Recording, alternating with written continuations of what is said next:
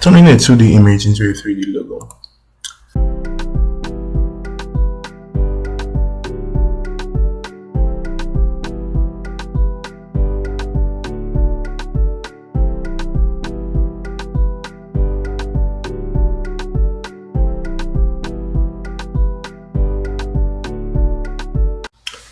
Hello everyone, welcome to my channel. My name is Willie from Legend Visuals, and in this video I'll be showing you guys how to turn a 2D image into a 3D logo or a 3D object in 3ds Max.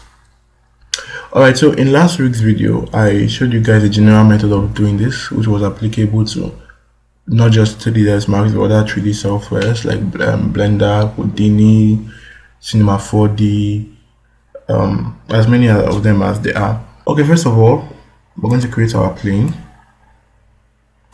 This is the plane where we're going to drop our image. Alright, so I'm going to open up the material editor. You can do that by clicking on the M button. Okay, so this is the compact mode of the material editor. I'm more comfortable with the slate material editor mode, so I'm switching. Alright, so I want to assign a material to the plane here, so that I could drop the image there. It gives it more smoothness and fineness on the long run. So I'm going to just simply drag this into the workspace. So I want to assign this the material. You could do that by holding this down and drawing it to the material and dropping it. Alright, another way of doing it is by selecting the object itself and right clicking and selecting assign to material, or assign to selection rather, which it does that. Then I would want it to show shaded material and show realistic in viewport. Okay, so let's go into our material. So I want to attach the logo, the 2D image I want to turn to a 3D object. I want to attach it to this plane. One way of doing that is to click on bitmap, drag it and attach it to color map there. That's one way of doing it. But for those of you who are new to 3ds Max, let me take it a bit slow for you guys. You're simply just going to click here and select bitmap. Then you choose the image you want. This is the image I'm working with. Okay, so he has added that image for me. Okay, so you might notice something. The image hasn't appeared here. Reason being that before you choose an image, it's very important to check the dimensions of that image. So the dimensions of this image I have chosen.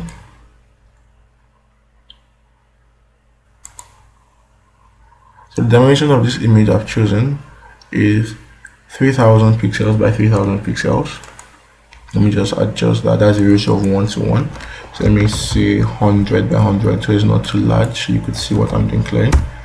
Okay, so I'm going to open up my material editor again, and I'm going to adjust that in my image settings and change the size to 100 by 100.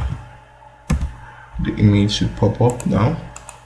Okay, that's awesome. Let me lift it a bit above the grid so you could see it clearly.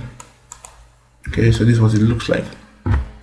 Alright, so for the next part, which is very important and still very simple, we are going to have to increase the number of segments, both the length and the width segments of the plane, because the more segments we have, the smoother our object is going to be. So let's say, since we are working with a length of 100 by 100, let's say 50 segments and 50 segments again.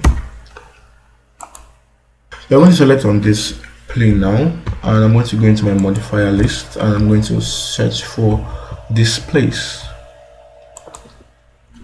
So select Displace, and you're going to scroll down to map, click on none on map and select bitmap. Now I'm going to select the logo we're working with again. That's good, the logo has been attached. Immediately after that, I'm going to increase the strength of my displacement, let's say to 5. Okay, let me raise that to 10. Okay, so I'm now having a very smooth, nice work, and I can see C, T, and S of this logo are not being displaced properly as I wish, and the ones being displaced are not being displaced properly either. So I'm going to take that off. I'm going to increase the number of segments probably to 100, and you would see a huge difference. As I said earlier, the more the number of segments, the smoother the work is going to be, smoother is going to come out. So I select my image again, and I'm going to increase the strength of the displacement. Okay, it's coming out. Let's say is that 12, 13. Okay, so this is much better than it was before, although I'm not quite comfortable with the degree of it yet. So I'm going to turn off my displacements, go back to clean. That's now I'm doing it. Let me raise this up to 400 for smoother values.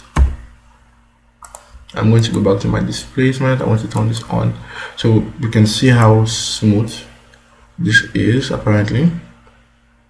Okay, so what I want to do now is I want to go into splines. I want to create a section, and to do this properly, let me go into my top view.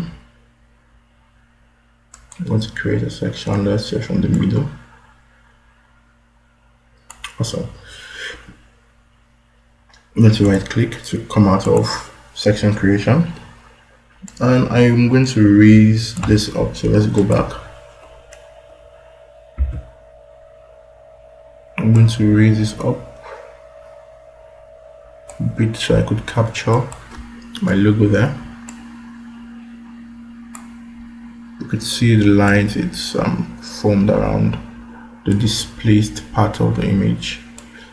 Alright, so I'm going to go into my objects, and I'm going to click on create shape. So I said that what it's going to do is it's going to create a spline shape for me out of the displaced part of the image. So let me click on that shape and raise that up. Let me move into my move tool. Okay, that's my spline. Select. So let me delete every other thing so you could see clearly. Alright, so this is our logo. It has been converted to a spline for us. So we could simply just make this 3D by adding extrude on the modifier list. Awesome. And I could increase the amount of extrude. Let me keep it at 5. So our 2D image is now a 3D object, which you can convert to a mesh, poly, that's editable either ways, and you can simply manipulate it to give you what you want. Alright, so thank you for staying with me throughout this tutorial. I hope you learned something from it.